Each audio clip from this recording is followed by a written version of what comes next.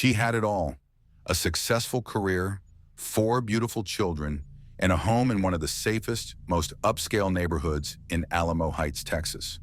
Suzanne Simpson wasn't just admired, she was trusted. She sold homes to the wealthy, attended charity galas, and was often the first to arrive at school events. She was the woman others called when they needed advice, the woman who always smiled, even when she was barely holding on. But on October 6th, 2024, everything changed. That evening, Suzanne attended an exclusive party at a private members club.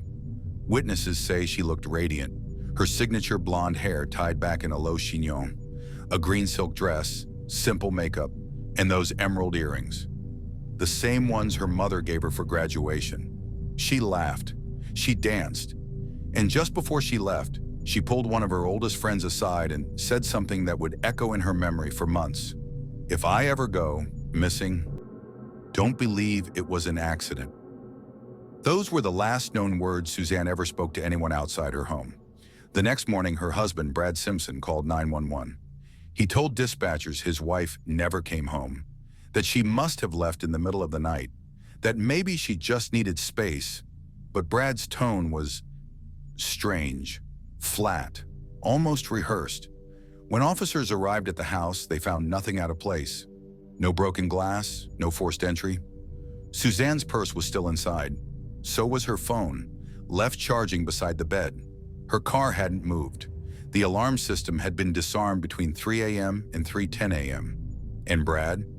He was calm, a little too calm. He offered them coffee, walked them through the house, said they hadn't argued, that things were fine. But when they asked to see the security cameras, he claimed the system had been down for weeks. What Brad didn't know was that a neighbor, one who'd recently installed a Ring camera, had footage. At exactly 3:11 a.m., their camera caught a faint outline of a figure wheeling a large object down the driveway. It was grainy, barely lit by the street lamp, but the timing lined up. And that object? It looked like a suitcase, a big one. The footage was handed over to police, and that's when the story started to unravel. Suzanne wasn't just missing, she was gone without a trace. Her family and friends were confused. How could someone so visible, so loved, just disappear? 3 days passed, then 5, then a week. Brad didn't organize a search. He didn't make a public plea. In fact, by day 7, he had already met with Suzanne's bank, requesting access to her accounts, citing emergency financial hardship. The problem was, they weren't even separated. That's when investigators dug deeper. They learned that Suzanne had confided in her banker just months before. She told her, "If I'm ever not around, check the lake." At first it sounded paranoid, but now it was a clue. Detectives began searching local lakes near Alamo Heights. They combed through Brad's real estate listings, looking for anything tied to waterfront properties. That's when they found it, a listing he had quietly posted 2 weeks earlier for a vacation home near Canyon Lake. A search team was dispatched immediately. It took 3 hours of diving. At 2:46 p.m., they found it, a large duffel bag, waterlogged and torn at the seams. Inside, Suzanne, wrapped in plastic, still wearing her green silk dress.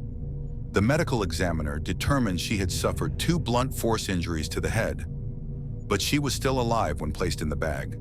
She drowned, alone, in the dark. News of the discovery shattered the community. Suzanne wasn't just another missing woman. She was one of them, a neighbor, a friend, a mother. Her youngest child was just 8 years old.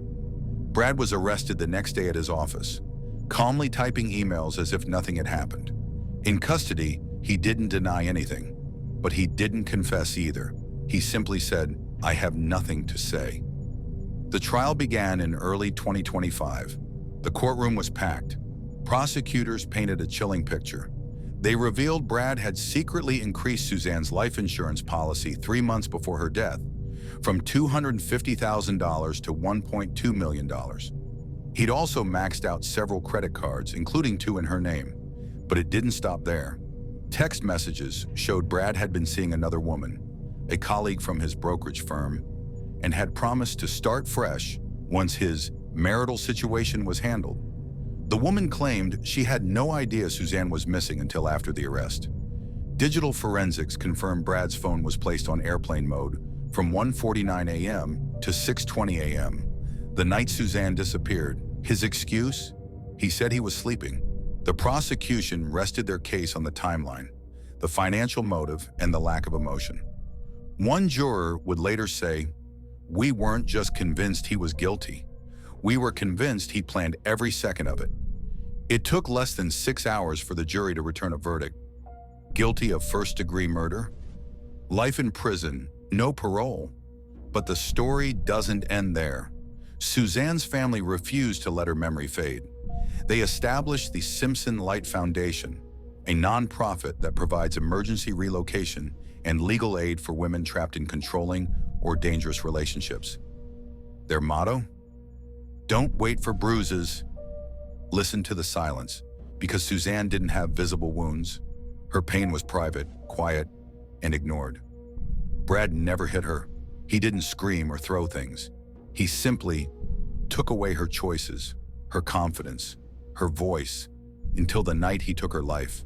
Her oldest daughter now speaks publicly about emotional abuse, how her mother's smile became forced over time, how family dinners felt scripted, how Brad would always answer for her, even when no one asked him to. And then there's that one haunting truth Suzanne left behind. If I'm ever not around, check the lake.